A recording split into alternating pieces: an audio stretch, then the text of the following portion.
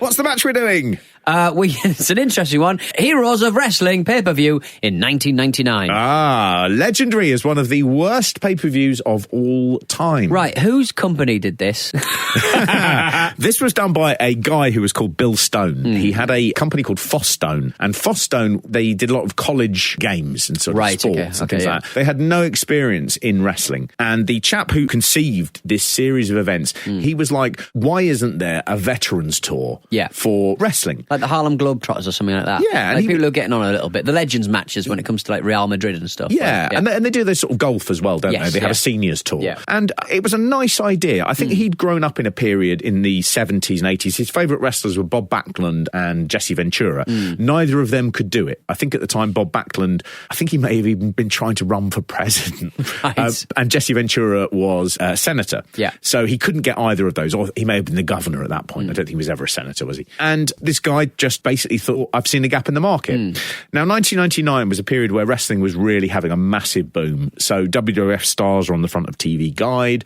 WCW is pretty much neck and neck with WWE in the ratings. There is a lot of money to be made. Yeah. All you have to do is just provide something that people want to see. And preferably work with people who are, to even a small degree, responsible. And that's where it all really fell down. Unravelled. Now, the chap who did this, who's called Bill Stone, he said, we are not going to resort to the tactics that so many of the modern wrestling programs do, the way women are treated and the vulgarity. He said, I got almost all of the guys that I used to watch when I was a kid, and most of them are still very active. King Kong Bundy, one of the people who he got for this pay-per-view. Yeah. And this was, I think, seen as being a businessman who was setting up something. He gave them long contracts. He was saying there'll be 4 pay-per-views a year. We'll do lots of things. He really tried to make this a big organisation. Yeah. Bundy was very, very keen on it when it first started. He said it didn't matter so much that they were senior wrestlers. He said the older the violin, the sweeter the music. And Bill Stone worked very hard. He got a lot of deals. It was even shown, I believe, on tape delay on ITV. Oh, really? Yeah. It's sort of odd little historical fact. Well, the thing that gets me is, like, he was trying to sort of make it like a family-orientated show by getting these, like, prestige wrestlers, these guys who've done it for ages. And then he booked Abdullah the Butcher. Yeah. Yeah. I mean, that's a misstep, innit? Not just that, he was horrified when he saw the blood. He really made a terrible mistake. I think he didn't know quite enough about wrestling. He remembered it from the 70s when he was obviously growing up. He was only 35 when he put this on. So I think he was just a little bit naive about what the world of wrestling was like. He spent over $300,000 putting this all together. That covered hiring a booking agent and screenwriter, marketing, contracts for more than 20 wrestlers, which were all done through proper legal channels. Yeah. And he established a website, which is www.heroesofwrestling.com. Let me tell you, that domain is available. I've checked, it's waiting there to be bought. He seemed to go in with the best intentions, and he seemed like a very noble and decent man. And everybody on this card, all the wrestlers, takes the piss. They took they ripped the arse out of it. They could have had a sweet thing going. And actually, they went, can we go into this playground? And he went, you are more than welcome into my new custom-built playground. Just one thing, please don't smear shit over everything. And they went, and they smear shit over everything. It is bad to watch. Mark, did they record this at 2 a.m? Because everyone seems a little off their game. I think the worst thing is they probably filmed it about 6 p.m. and everyone is shit-faced. Don't do it in a casino. No. Don't. Magic Casino? Because there's some funny bits. It opens with a sort of thing where they talk about, they say there's a hurricane 20 years ago, absolutely decimated this part of Biloxi. And they went, well, tonight maybe there's going to be people have died in that. And it's all this thing where it's just slightly off. The ring announcer, he does a great bit where he repeats the same word. Get out of the sandbox. He actually mentioned sandbox. That's where I've obviously got that image of the playground being desecrated. Yeah. Get out of the sandbox because playtime is over. And tonight, somebody's going to get their ass whipped tonight. For tonight, legendary grudge matches will be settled once and for all. So throw down your toys and get out of the sandbox. Playtime's over because tonight somebody's going to get their ass whooped tonight in here. He says tonight twice. He does. Oh. He puts the 2 in tonight. The useless lump. They were originally going to have Gordon Soley, the veteran broadcaster, he of the Souplay.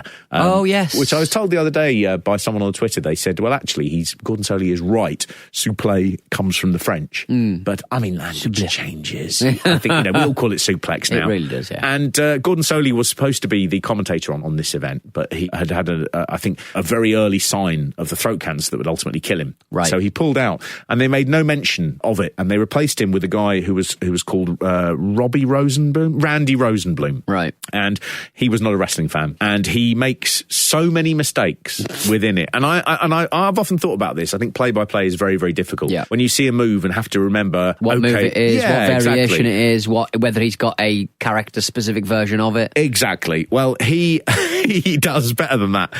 He calls an arm drag by Marty Jannetty, he calls a reverse slam takedown. Right. The drop kick was the thing that gave him the most trouble. Yeah. He calls it 3 different things over the course of the evening: a flying kick, a flying leg kick, and then a leg drop. So that's not a leg drop. I would know the third one. The other 2 I think are forgivable. Yeah. Leg drop. He should have known. I mean, to some degree, a drop kick is a flying kick and a flying leg kick. Yeah, but the third one is he's terrible. They basically, it goes through and it's pedestrian. There are some terrible matches. There's one between the Bushwhackers and Nikolai Volkov and the Iron Sheik, which is every bit as bad as you'd imagine. He had this thing about the legends coming back together again, but the matches they put together just stank. Greg Valentine versus George the Animal Steele. There was a guy called Julio Fantastico, who I have not even heard of. Julio Fantastico. Yeah. I'm very interested that George the Animal Steele is still kicking it this late. Well, 1999. I think kicking is strong. He was moving. Is his back hair white now, I presume? I can only presume. Really long, like a massive snowball. Let's go fight! Fight! Hey. You ready? Yeah, you go! Fight! Fight! No, this way. Look, this way. Nice! This way.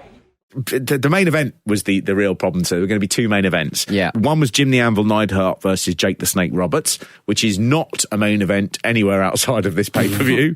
And the other was called, I think it was a Battle of the 1,000 Pounds or something like that. Right. Because of their weight between Yokozuna and King Kong Bundy. Yes. And I don't think anyone particularly wanted to see that match, but you could legitimately say, well, these are 2 men who have been in WrestleMania main events. Yes. And I think that's an interesting little curio. But these main events, they didn't happen. No. Because one man decided to ruin everything. And that man was Jake the Snake Roberts. You want to play 21? I got 22. You want to play blackjack? I got 2 of those too. Can we get all the serious stuff out of the way? Yeah. He had troubles. Yeah. I think he's clean now, isn't he? But he's... he's had an amazing, remarkable, and I think to a lot of people... unbelievable. Entirely unexpected, complete reversal of fortune. Yeah. And he was kind of famous at this point for being a drunk and substance abuse problems and stuff.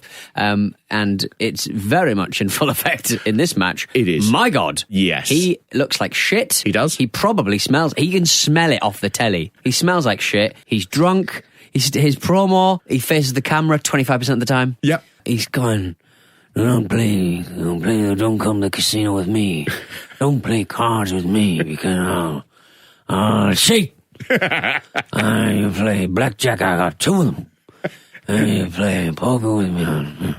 The only time you should gamble is this. Listen to me. When you walk in a casino and you want to gamble, the main thing is you should realize this. To gamble, you must accept losing. I don't accept losing. There's a lovely bit where he starts saying to the cameraman, don't film the snake, film up here. And the cameraman is clearly not listening. Yeah. I mean, often when you're doing a job, especially in telly, you concentrate on your job. Yeah. And the idea that he's listening to the promo when he's filming the snake. So Jake is just going, cameraman, up here. Uh-huh. Up here. And then they do it, at which point Jake does nothing with it. That's okay, seriously. No, I tell you what, Anvil. Go ahead, Anvil. Roll the dice. Mr. Cameraman, get your ass back up here. Hello? I'm talking to you. Get the camera back up here. That is not what you need to worry about, Anvil. Because the bottom line is this. When the DDT comes, then the snake comes out. So this is really the moment where everyone's going, okay, what's going to happen How are we going to do with this? Jake then comes down to the ring. He does some amazing stuff Jim in this Neidhart match. looks really good in this as well. Jim Neidhart looks great. He's in great shape. At one point, he visibly laughs when he thinks the cameras are on him, which I really like. He really laughs, and then he looks at the camera and goes, I'm angry. I've got to pretend I'm angry, but this is funny. What's really funny about this is you see the three other wrestlers, because what happens is the match with Anvil, Jake the Snake is so fucked during it that the promoter sort of says to King Kong Bundy, go down there. We've got to work something out. Yeah. And Bundy goes down, and then they send Yokozuna out, and they very quickly sort of go, it's a tag match. Yeah. Before that, we've seen Jake come down. He's put the Snake in the ring. He's then gone back up the ramp and disappeared. He then comes back down. He walks round ringside. He gets a woman's hands, like a middle-aged woman, and she's going, woo! And he grabs her hands, and she goes, woo! And he starts rubbing her hands on his nipples, right? She's not into it. Disgusted. But is it funny? She's sort of going, I don't think this can be an assault because there's a lot of people here and he's a star and I don't know, I'm sort of touching him. He's in dreadful shape. He looks he's awful. He looks awful. He's wearing the jogging bottoms that he's pulled up over his tum-tum. Yes. And, but where are they from? I looked at them and I was thinking, where would you go to get those? They're like something out of a horror film. They're baggy at the top and the bottom. I know. Shapeless sort of curtain trousers. He looks appalling. I mean, it's hard to imagine how he was living at that time. But one of the things I found out is that he didn't have a snake. And the promoter had basically said he actually rents the snakes locally when he turns up. Yeah. So he said, I had to sign an agreement with a local snake vendor that you get to get the snake. Yeah. So Jake didn't actually know this snake. So there's a bit where he's just sort of like smacking it. And then he gets it out and uses it as his own dick. He gets the snake out, gets the head of the snake and starts pretending to masturbate with it. Yeah. Its head. Then he lays on his back and starts licking it, like he's getting off with it. Yeah. All the while, a wrestling match is happening. There's a good bit where he licks it and the camera's just cut to the audience. And what do you expect people are going to be doing? You're sort of going, don't show that on TV. Well, everyone's just going, oh. And it makes it worse because you can't see what is developing in the ring. Apparently they cut the broadcast at the end because he just starts taking his clothes off. He did. He started taking his trousers off. The funniest bit in it is that attempt to sort of go, he's ruining everything. How can we build something around it that's not noticeable? So Bundy obviously comes down and so does Yokozuna. And then for some reason, they make it a tag match and Bundy and Neidhart, who are on one side, they don't let Jake tag out. They keep him in the ring. So it's not like you get Yokozuna in and you go, well, we'll work together and we'll do it. Yokozuna comes in the ring once for about 3 seconds. And they basically make him tag Jake again. And then they're just sort of going, well, this isn't working. Guys, think. Get him out the ring. So they end up, rather than Neidhart just going, oh, well, why don't I get counted out? They end up putting Jake on instead of like a 20-minute match. He's there for 40 minutes. Think this through. You got Yokozuna. But he's not even called the Yokozuna, though, is he? He's like I think they call him formerly Yokozuna. Yeah, the previous Yokozuna or something. That's not getting round copyright. That's not. It doesn't matter. He'll be dead within the year. And that's the actual truth. Yokozuna as well comes out. You have never seen a fatter man. No. His bum and legs are I can't think what they're like. They're like, you know that picture of that big cow? Yes. It's like if you stuck a head on that. That's Yokozuna. It's absolutely a disgusting. Californian man's face. Sad. Well, it is so sad. But and he died not long after, months away from death. This guy, and he didn't die of a heart attack. He died. His lungs were full of fluid and all that stuff, and he choked. He could have gone on longer. That's the worst thing. It wasn't a heart attack. He just didn't cough enough or something. I don't know. So he could have got even bigger. That's all I'm saying. I know. Well, and we talked about this before, but he was actively trying to do that. Yeah. He wanted to be fatter and fatter and fatter. And it just, I mean... It's an extreme form of body dysmorphia. I'll give him that. It is, yeah. I think he thought it would be in some way... beneficial. Beneficial. But the reality is, when he was fit and able to move, and, he was never small, but when he was more agile, he was still a huge spectacle. Yeah. But he was a man who could move and he could work. And at this point, I mean, he really is... It's hard to imagine he'd be able to do very much. He is just stamping around. Maybe that's the reason when they bring him in... I mean, he was going to have a singles match. God knows what that would have been like. But he does nothing in this match. But we were spoiled. We didn't get that singles match because Jake the Snake turned up a rather little too worse for wear. Again, in this one, what you see is a drunk man, and no one just goes, sit down or stop doing that. They all go, how can we construct a really delicate house of cards that hides the fact that this man is on television and is incredibly drunk? Where else would you do that? Anywhere else, you just go, oh, we're not doing this. In wrestling, they go, work out something on the hoof, an improvisation that hides this fact. And it's unhideable. Jake is more drunk on this show than pretty much anyone you see outside of those, here's CCTV from Latvia, of a man falling off a balcony and walking away. You know, it's an astonishing spectacle.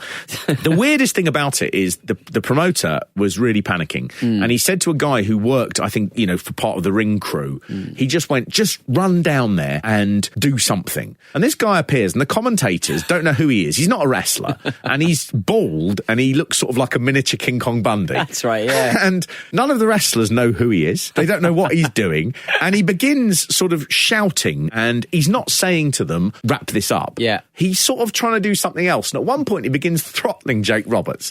And apparently his idea was that Jake Roberts would get really angry and he'd chase him, and then they could finish the match. Get rid of, yeah. I mean, that again is sort of going, that is risky, a drunk man is going to do exactly what I do. He just sits there throttling him, and he realises it's not going to work. And in full view of the camera, he just goes... Again, a really disappointed man, not something you see on TV very often. He's more likely to just fall asleep than actually chase you, mate. I wouldn't worry about it.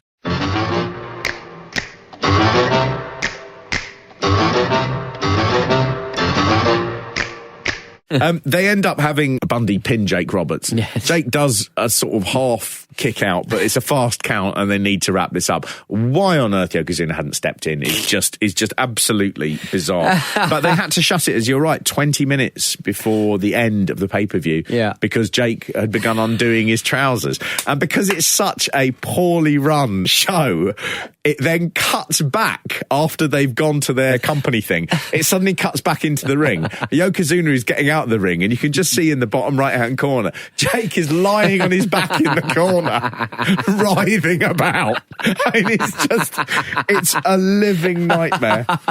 Oh, it's magic. This Bill Stone guy, he came in with the best intentions, and he really wanted to change the life of these wrestlers. And, you know, it wasn't a bad idea at the bad time. The thing that ruined it was the wrestlers. Yeah. But he said, after the show, when he basically said, I turned to the technical director and I said, fade it to black. We faded to black, and that was the end of the show. He'd been saying to the technical director, can you stop this? Can you stop it? He said afterwards, I felt terrible because clearly this is not the way it should have been. I didn't know, and I take total responsibility. I walked out, I looked at all the guys, I shook all their hands, and I said, I want to thank you for your time. I walked out of there, and I never did another wrestling event again. Oh. Isn't that sad? It is sad. The way that it shut down, like they were on the pay-per-view, you could hear the announcers telling everyone to leave.